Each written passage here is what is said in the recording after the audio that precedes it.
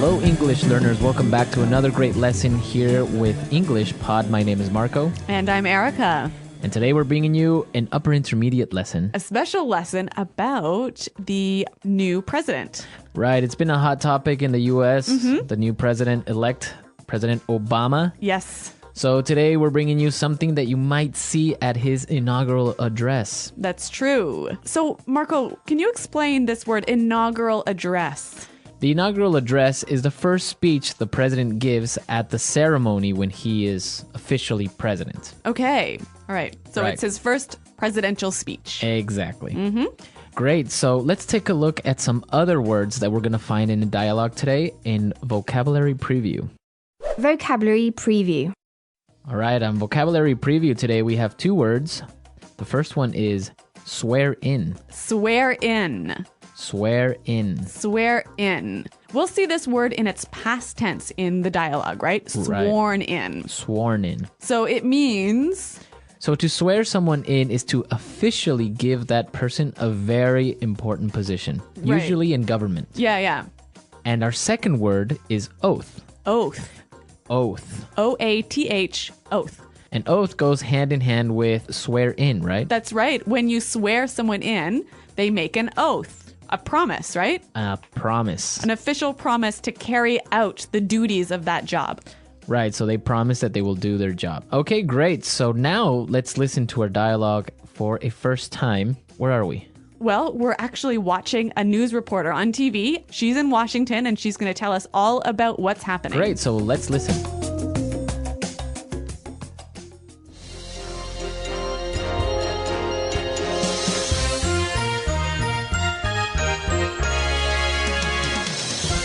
This is Madeline Wright for BCC News, reporting live from Washington, D.C., where very shortly the new president will deliver his inaugural address. Just moments ago, the president was sworn into office. Following the United States Constitution, the president swore an oath to faithfully execute the office of the presidency. And what exactly is going on now, Madeline? Well, Tom, true to American tradition, the band has just played Hail to the Chief, and the president has been honored with a 21-gun salute. Now we're waiting for the president to take the stage and deliver his speech. Tom, it's like the who's who of the political world here on Capitol Hill, with dignitaries representing several different countries. What's the mood on the ground like, Madeline? In a word, the mood here is electric. The excitement in the air is palpable. I've never seen a larger crowd here on Capitol Hill. The audience is shouting, crying, and embracing each other. On this, a most historic day, you can feel the hope and the excitement in the air. The 20th of January will go down in history as the... Oh, Tom, it looks like the president is about to begin. My fellow Americans, I stand before you today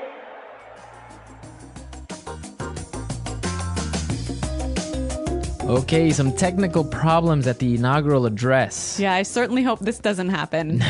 Well, if it does, you heard it first at EnglishPod. Predictors of the future here. Okay, let's take a look at language takeaway.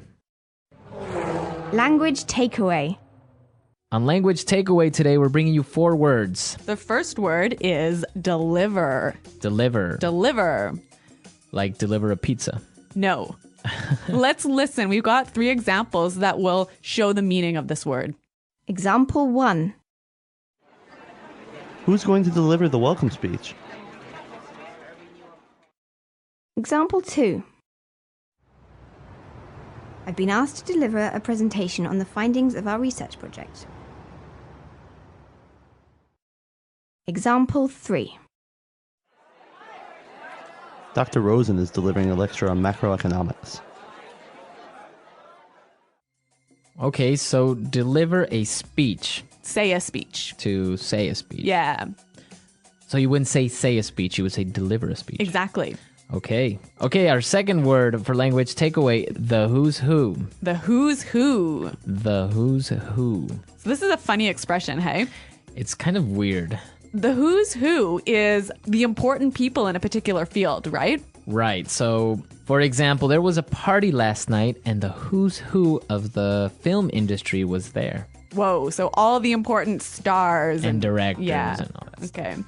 Okay. You could also say the funeral was like a who's who of the political world. Okay, so all the important political figures were at this funeral. Exactly.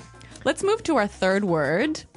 Dignitaries. Dignitaries. Dignitaries. Dignitaries. Okay, we have some great examples so you can understand what this word means. So let's listen. Example 1. Several important dignitaries were present at the opening ceremony, including the President of Brazil, the King of Spain, and the Pope. Example 2. There are going to be a lot of foreign dignitaries at the dinner. So basically, we can understand that dignitaries are really important people, right? Right. Important political or religious figures. I see. All right. Now our last word for language takeaway, palpable. Palpable. Palpable. Palpable. When something is palpable, it's so strong you can feel it. Okay, so it's a very strong feeling. You can almost touch it. Yeah, like the excitement was palpable or the fear was palpable. Okay, interesting word, palpable. Let's listen to our dialogue again, and now let's try and listen to all these words we just talked about.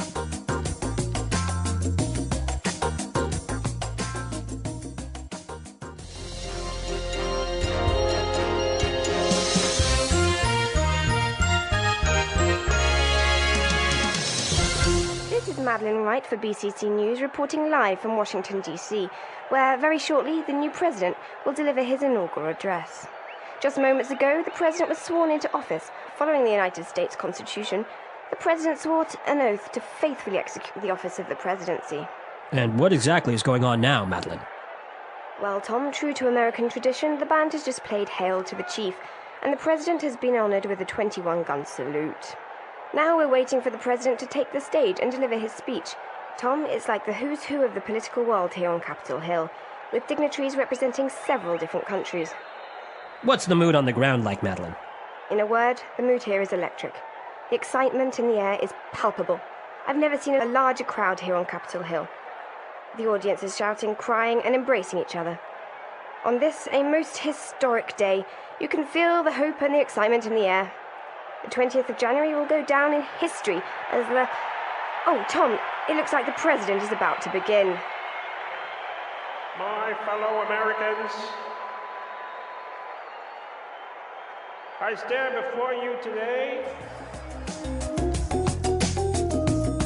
Okay, so if you noticed in our dialogue, we have some really interesting phrases there. Yes. So I think it's time for us to take a look at Fluency Builder.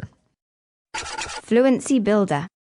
On Fluency Builder today, we're going to be looking at 3 phrases that are very interesting because we can change them a little bit and form different patterns. Yeah, so the first phrase we have is in a word. In a word. In a word. In a word. We use this expression when we want to describe something in one word. Right. Pretty simple, hey? It's really simple. Let's look at the pattern. We've got examples of how you could use this phrase. Example 1. In a word, the situation is serious. Example 2. What's it like there? In a word, it's amazing.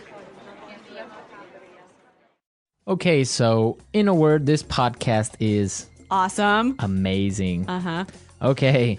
Okay, let's look at our second phrase today. Go down in history. Go down in history. Go down in history. So this is a really common phrase. I'm sure you guys have heard it. Yeah, basically something that is really important that everyone will remember for a very long time. Let's look at this pattern with a few examples. Example 1. This is going to go down in history as the worst disaster the world has ever seen. Example 2. He'll go down in history as the best president we've ever had.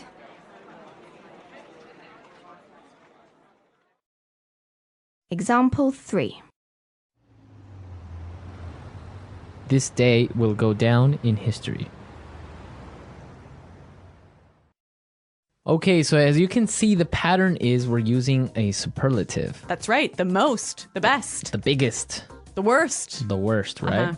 And our final phrase in putting it together is My fellow Americans. my fellow Americans. My fellow Americans. So obviously you can change this one up a little bit, hey? Right. You can say my fellow coworkers, Uh-huh. My fellow citizens.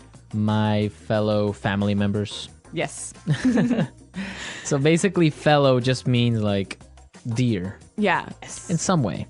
Similar. Similar. Yeah. So we looked at some great vocabulary and phrases, and now let's talk a little bit about these American traditions when electing a new president. Yes. Today in the studio, we have JP who's joining us, Hi, everyone. Hey, JP. and he's going to be talking to us about these traditions. Oh, I am. Okay. Yeah. What are we going to talk about? 21 gun salute. What's that all about? The 21 gun salute is the military salute where they say, and now we will have the 21 gun salute. So 21 soldiers with their rifles, they go, hur, hur, hur, poof, and they all shoot them off at the same time. And I don't know why. Oh, I think it's a sign of respect, hey? Yeah. Weird respect, though. Well, shooting I think guns. in Europe they would do a cannon or something. Oh. Right. One cannon right. salute? No, well, just cannons. Maybe just one cannon. Maybe our European listeners know the answer to Maybe. this. Okay, and what about this song, Hail to the Chief? Do you know anything about that? I do not know anything about it, except that it's a march, and I think it's Sousa. I think John Philip Sousa wrote it. And whenever the president walks into a room, they play that song. Really? Yes, and I played it once for President Bush, the first one. I was a drummer. You and, did? And my marching band had to play that song for him. Oh my God, Wow. JP, you're like famous. Yeah, this was back in like 1986 or something. Was that even an election year? 88? I don't know. Well, you did play for the president, so you That's know. pretty cool. Yeah. So, JP, do you have any other sort of traditional things that happen when the president becomes the president? Well, I can tell you that Jimmy Carter, you know, when he was elected president, his motorcade was going down Pennsylvania Avenue, and he stopped the car and got out. Really? To do what? Yeah, to walk. He wanted to walk down Pennsylvania Avenue. He wanted to walk down the, down the street. To be with the people. Yeah, I think so, and I think it made the Secret Service insane. Maybe the car smelled bad or something. Maybe so. I think that is my memory of it. I might be confusing with The West Wing, but I'm not. I'm not sure. Too much TV. Yeah, maybe. But when the president walks, it's a big deal. So, JP, do you do anything special for the inauguration ceremony? I always take the day off to watch. You do? I love watching it. I love, I love the swearing in ceremony, the ritual of it, the speech. All right, everyone, we're out of time. I hope you enjoyed this political lesson. And I hope you have a happy inauguration day. Happy inauguration day, everyone. Yeah. Okay. All right, great. We're definitely going to take the day off to watch it with JP. And hopefully you guys can too. Well, thanks for listening, everyone. And until next time, goodbye. Bye.